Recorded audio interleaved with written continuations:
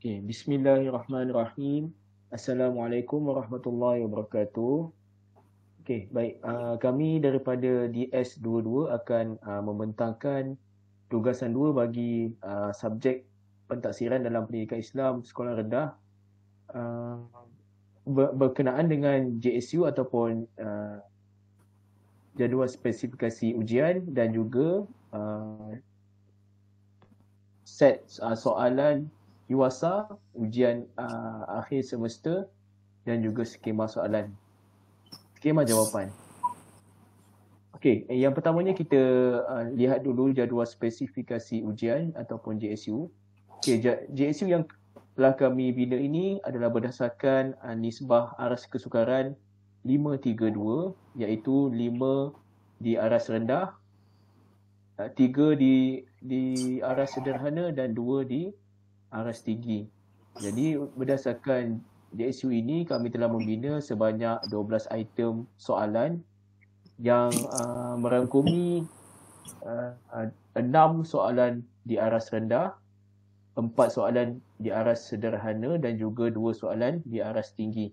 Okay, kita lihat dulu untuk tajuk yang pertama bagi jadual spesifikasi ujian ini, iaitu unit 3, beriman dengan qada dan qadar di bawah bidang akidah. Okay, kita lihat ada 2 soalan bagi tajuk ini, iaitu masa pengajaran sebanyak 1 jam. Kiraannya adalah 14 kali 12 bahagi 100. 14 ni adalah peratus soalan lah. 400 bagi tajuk ni, 12 bersamaan dengan jumlah item. Jadi kita akan dapat jumlah item dia 2. Okay, seterusnya bidang akidah juga, unit 4, hindari khurafat. Ada 2 soalan yang satu soalan berada di aras sederhana dan satu soalan lagi berada di aras tinggi.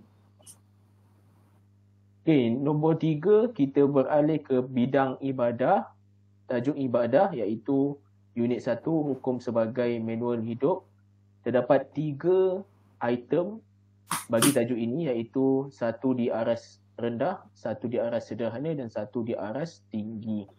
Seterusnya bidang ibadah juga, rukhsah solat ketika sakit, 1 di aras rendah dan 1 lagi di aras sederhana.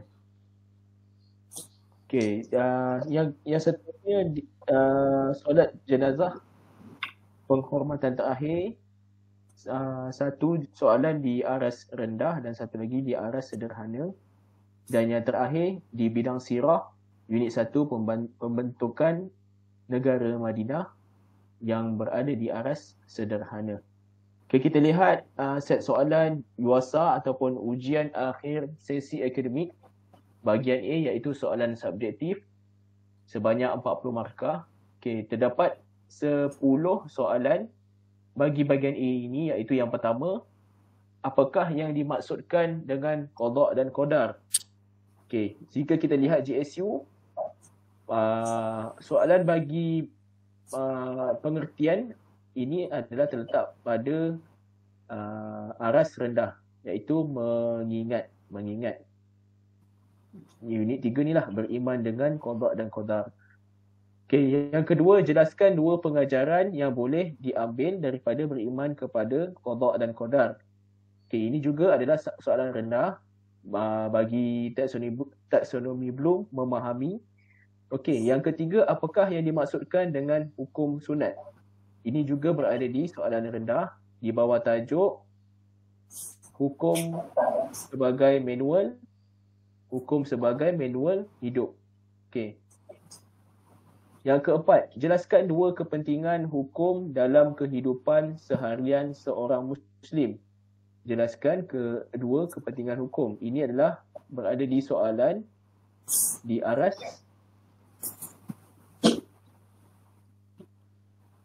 sederhana, iaitu menganalisis.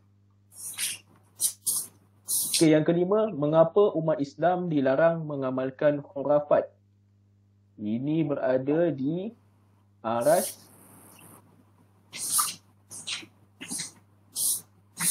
juga arah sederhana iaitu mengaplikasi. Arah sederhana mengaplikasi. Okay, seterusnya kita lihat soalan nombor 6. Bagaimanakah seseorang yang tidak mampu berdiri boleh menunaikan solat?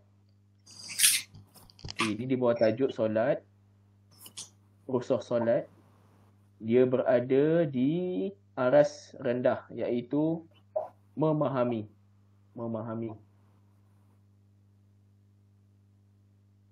Soalan seterusnya nombor 7. Berdasarkan pemahaman anda, apakah kesan jika seseorang yang sangat sakit tidak mengambil rukhsah dan tidak melaksanakan solat dengan betul? Berikan alasan yang munasabah. Okey, ini berada di aras sederhana iaitu menganalisis. Okey, soalan ke-8, berikan 3 asas pembentukan negara Madinah.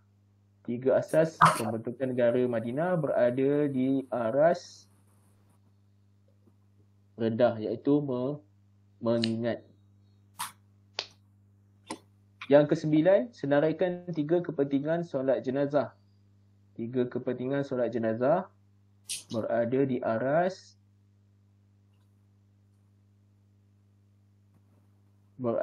sederhana iaitu menganalisis. Okey, seterusnya soalan yang nombor 10. Solat jenazah mempunyai rukun dan cara pelaksanaan yang berbeza daripada solat fardu 5 waktu. Analisis 3 perbezaan utama antara solat jenazah dan solat fardu dari segi pelaksanaan dan bacaan. Okey, jadi kita lihat di sini adalah soalan perbandingan. Dia berada di aras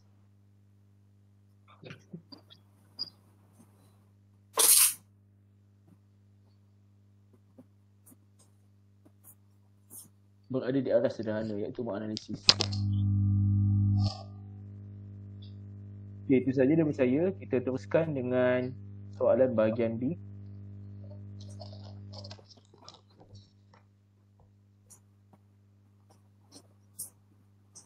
Okey, bismillahirrahmanirrahim.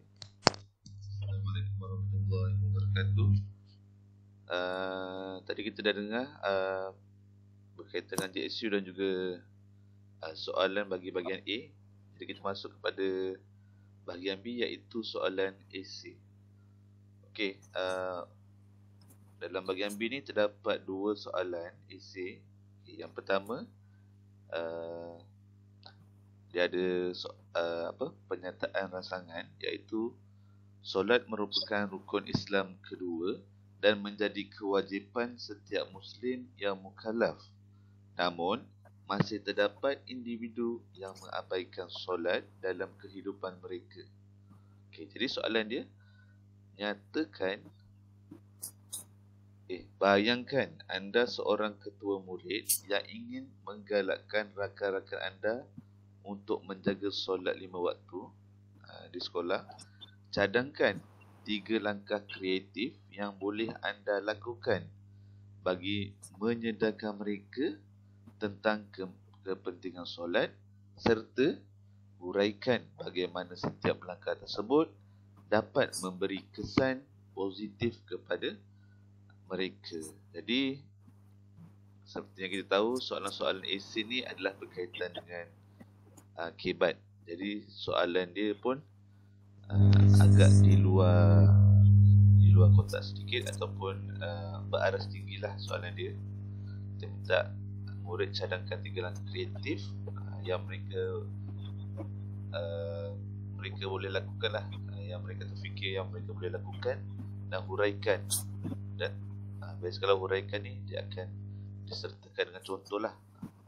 Huraikan setiap langkah tersebut dalam memberi kesan yang positif. Untuk soalan yang kedua,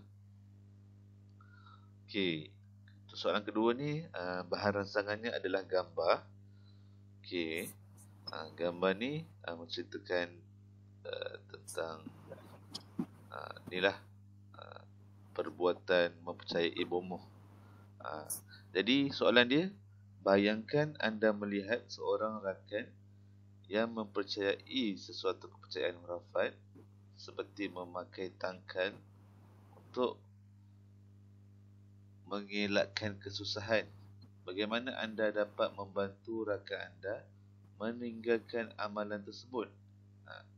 Cadangkan 3 cara yang boleh anda lakukan dan jelaskan bagaimana cara tersebut dapat memberi kesedaran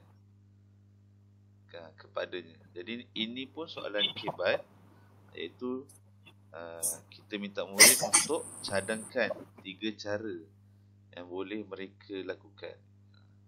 Maksudnya mereka boleh berfikirlah apakah cara-cara yang mereka boleh lakukan. Kemudian mereka jelaskan macam mana cara tersebut dapat memberi kesedaran. Macam mana cara tersebut dapat memberi kesan kepadanya. Okey, itu untuk soalan bahagian B. Ada 2. Okey, kita masuk kepada skema jawapan. Skema jawapan khususnya untuk bahagian A. Okey, pertama saya bacakan soalan dia. Apakah yang dimaksudkan dengan qada dan qadar? Qada ialah ketentuan Allah terhadap makhluknya sejak azali. Manakala untuk qadar pula ialah pelaksanaan sesuatu perkara mengikut ketentuan Allah. Jadi ini jawapan daripada dalam buku. Okey, nombor 2 soalan dia. Jelaskan 2 pengajaran yang boleh diambil daripada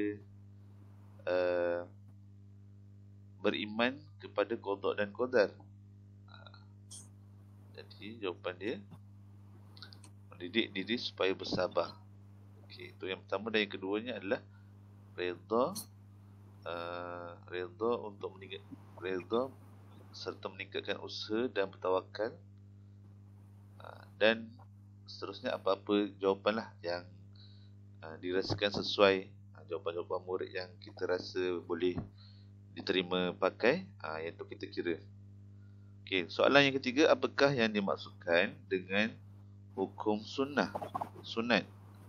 Okey, hukum sunat ialah amalan yang mendapat pahala jika dilakukan, tetapi tidak berdosa jika ditinggalkan. Itu adalah hukum sunat. Okey, soalan keempat, jelaskan 2 kepentingan hukum dalam kehidupan seharian seseorang Muslim. Okey, jawapan yang pertama, memandu kehidupan dengan aturan yang jelas.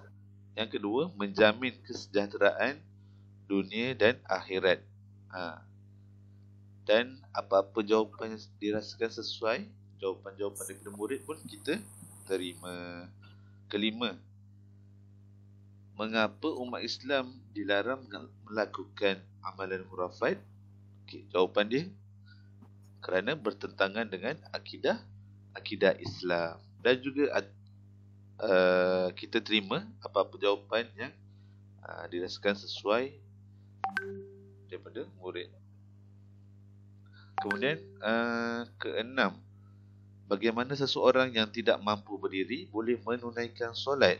Jawapan dia, solat secara duduk. Dia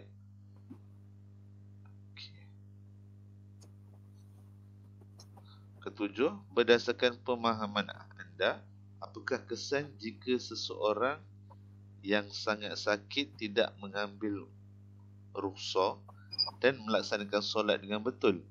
Berikan alasan yang munasabah. Jawapannya 7, solat yang dilakukan tidak sah dan boleh mendapat dosa, ataupun apa-apa jawapan yang sesuai. Nombor 8, berikan 3 asas pembentukan negara Madinah. Okay, yang pertama, pembinaan Masjid Nabawi. Kedua, mempersaudarakan kaum Muhajirin dan Ansar. Dan yang ketiga, mewujudkan piagam Madinah. Yang ni asas ni memang jawapan daripada dalam buku, memang perkara fakta lah. Okay, nombor 9, senaraikan 3 kepentingan solat jenazah. Okay, mendoakan keampunan untuk si mati. Okay, yang kedua, menguatkan ukhuwah Islamiah. Ketiga, mengingatkan tentang kematian Dan yang keempat, apa-apa jawapan yang dirasakan sesuai. Dan soalan terakhir, analisis 3 perbezaan utama antara solat jenazah dan solat fardu dari segi pelaksanaan dan bacaan. Okey, jadi kalau datang soalan macam ni, kita akan terangkanlah satu persatu. Solat jenazah tiada rakaat,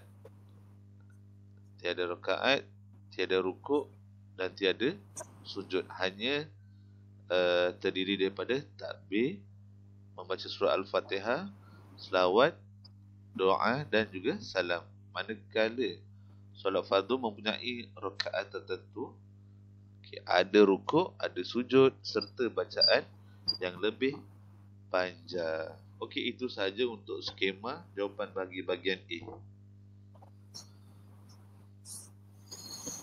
Okey. Bismillahirrahmanirrahim.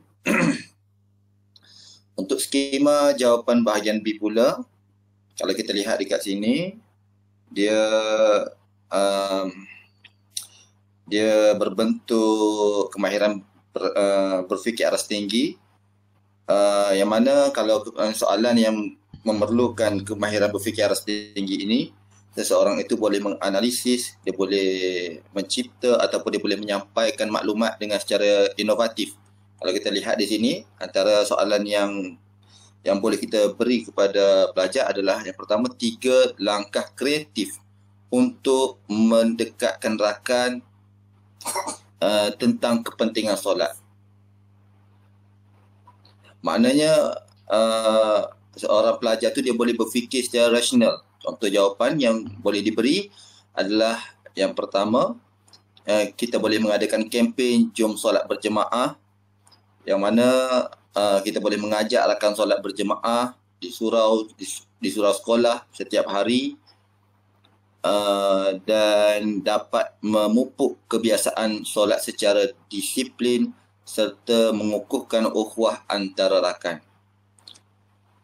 Okey, maknanya kalau kempen jom solat berjemaah ini, kita memerlukan support di antara rakan-rakan.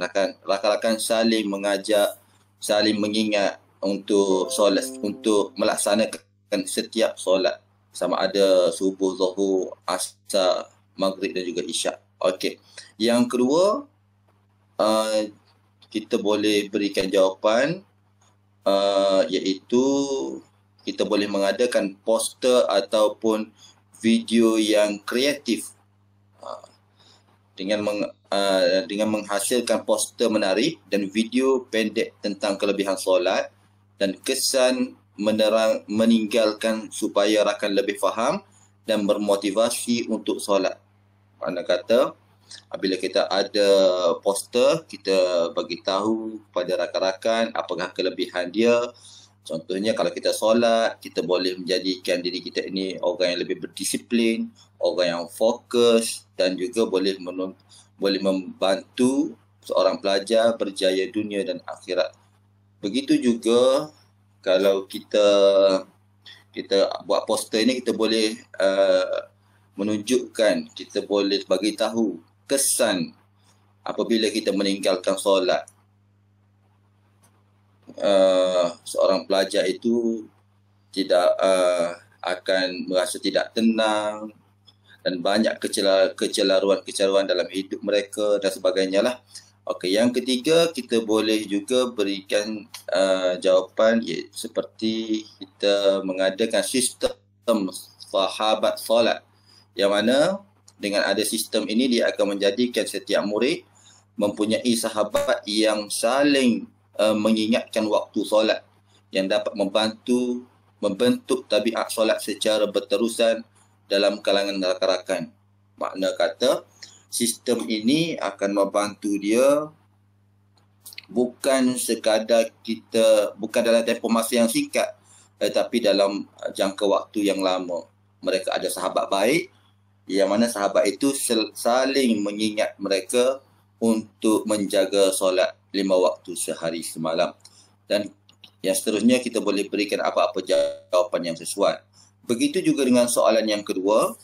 iaitu 3 cara membantu rakan meninggalkan kepercayaan khurafat. Okey.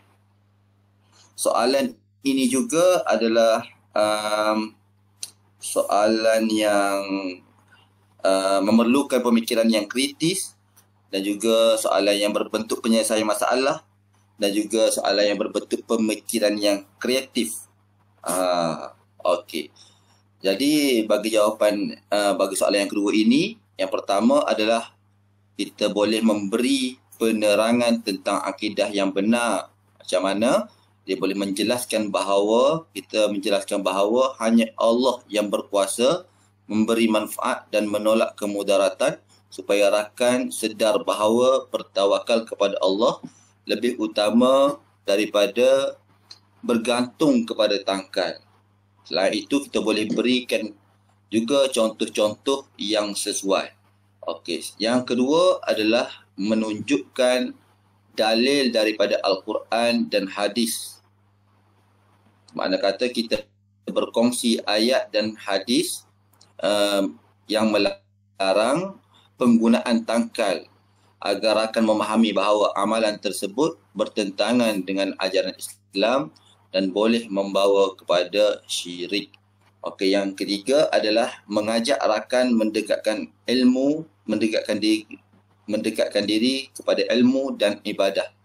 Yang mana dia akan menggalakkan rakan mengikut kelas agama, berdoa serta bertawakal kepada Allah supaya dia mendapat keyakinan dengan lebih kuat kepada Allah tanpa bergantung kepada amalan khurafat.